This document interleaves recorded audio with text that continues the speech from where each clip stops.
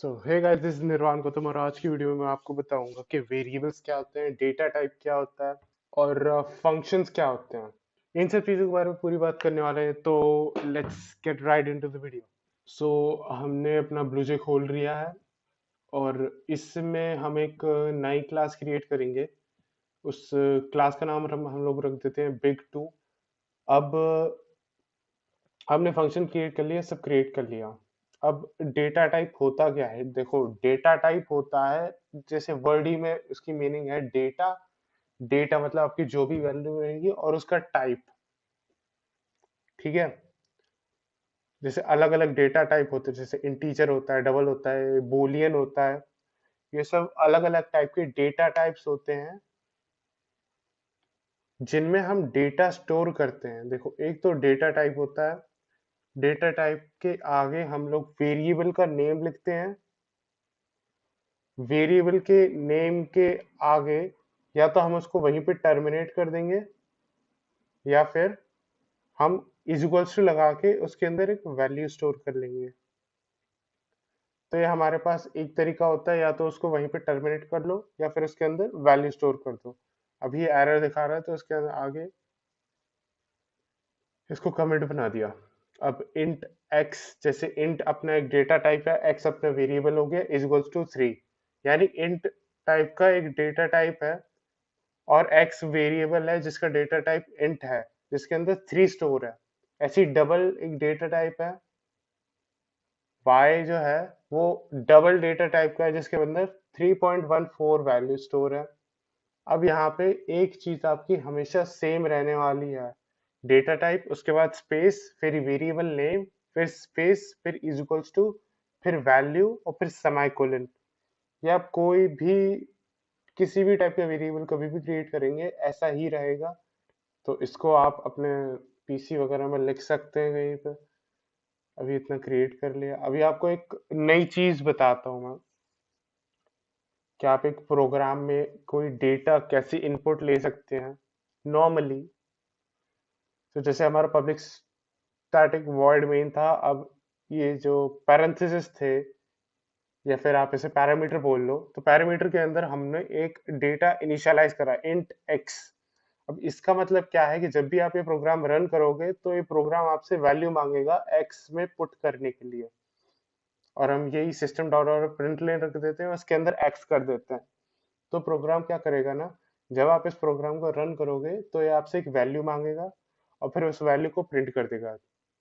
Void में इस programme को रन करते हैं, अभी इसके अंदर रख देते हैं 1 2 3 4 3। उसको रन करा तो ये आउटपुट में भी यही वैल्यू आई, टर्मिनल विंडो में भी यही एग्जैक्ट वैल्यू आई। तो इसका मतलब क्या है कि आपने एक वैल्यू पुट करी और उस वैल्यू को आउटपुट आ गया। अब हम इसको थोड़ा मॉडिफाई कर देते हैं, आउटपुट में 10 प्लस करते हैं। मतलब हम जो भी वैल्यू इसमें डालेंगे उसमें 10 ऐड होके प्रिंट कर देगा। जैसे 30 हमने इनपुट डाला इसमें, अब 30 का ये 40 कर देगा। ओके। अब यहाँ हम लोग एक स्ट्रिंग भी ले सकते हैं ऐड करके।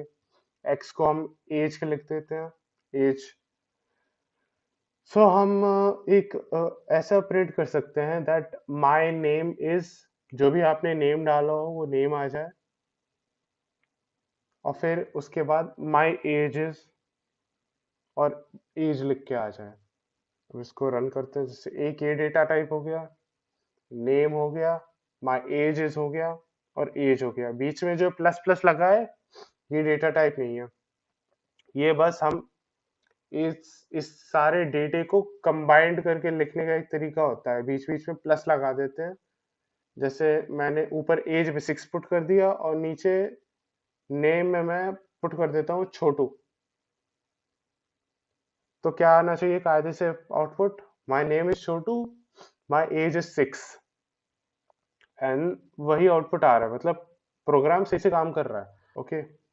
आपने एक स्ट्रिंग नेम टाइप का डेटा इनिशियलाइज करा अपने पैरामीटर में, तो आपको एक नेम पुट करने का ऑप्शन मिला, आपने इसमें नेम पुट करा, फिर वो नेम आउटपुट में आया क्योंकि आपने सिस्टम डॉट आउट और प्रिंटलन में वो नेम लिखा था। अब हम एक डिफरेंट अप्रोच रखते हैं प्रोग्राम की। एक हम सम क्रिएट करते हैं ताकि आप 2 नंबर इनपुट करो और उसका सम आपको मिल जाए। अब यहाँ पे हम एक नया वेरिएबल क्रिएट करते हैं, int sum is equals to x plus y. So इस सम क्या है ना, x प्लस वाई की वैल्यू स्टोर करेगा और फिर हम यहाँ पे सम को प्रिंट कर सकते हैं। इसके साथ में हम लोग सम प्रिंट कर देते हैं।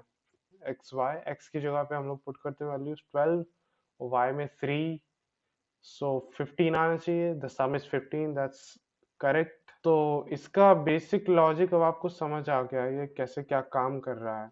आप पैरामीटर में कोई इनिशियलाइज करते हैं वैल्यू, तो आपको एक इनपुट लेने का मौका मिलता है। आप इनपुट देते हैं प्रोग्राम को, फिर प्रोग्राम उस डेटे को मैनिपुलेट करता है, मतलब उस डेटे को कैलकुलेट करता है जैसा भी आप प्रोग्राम को चाहें।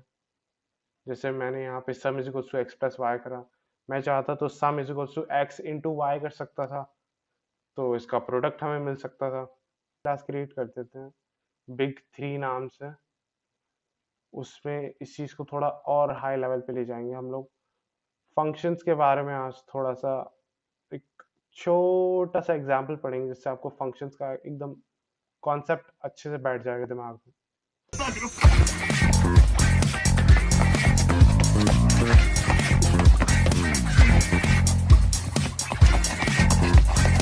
तो अभी जैसा कि आप देख सकते हैं हम लोगों ने 3 टोटल फंक्शंस क्रिएट कर लिए हैं। एक तो हमारा फंक्शन सम है, फंक्शंस डिवाइड है और फिर मल्टीप्लाई है।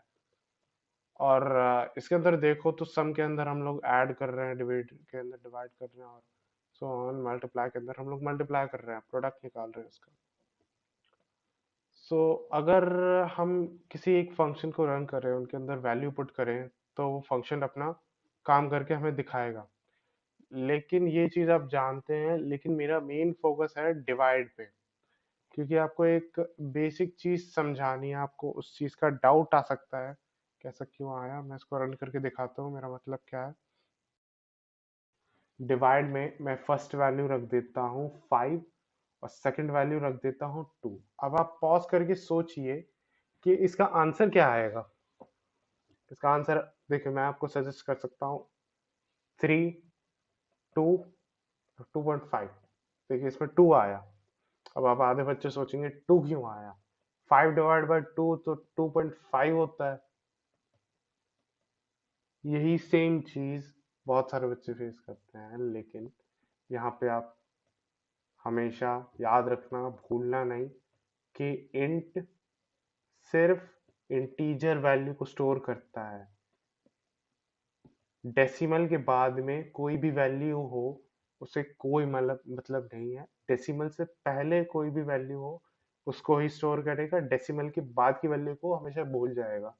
जैसे आप एक वैल्यू इनिशियलाइज करेंगे ना कि int x is equals to 13 divide by 2, so वो आपको 6.5 नहीं देगा, वो सिर्फ आपको 6 देगा।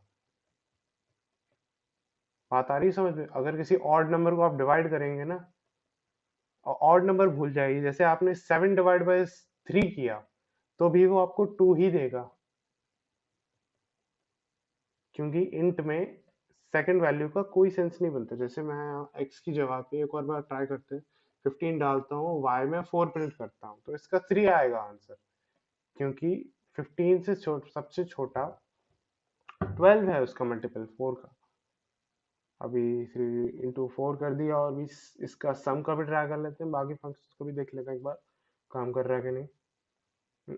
बाकी सारे फंक्शन नॉर्मली परफॉर्म कर रहे हैं, वही आपको नॉर्मल चीज़ बतानी थी कि मल्टीप्लाई की जगह आप एस्टेड यूज़ कर सकते हैं, सम की जगह आप प्लस का यूज़ कर सकते हैं, डिवाइड की जगह भाई फॉरवर्ड स्लैश।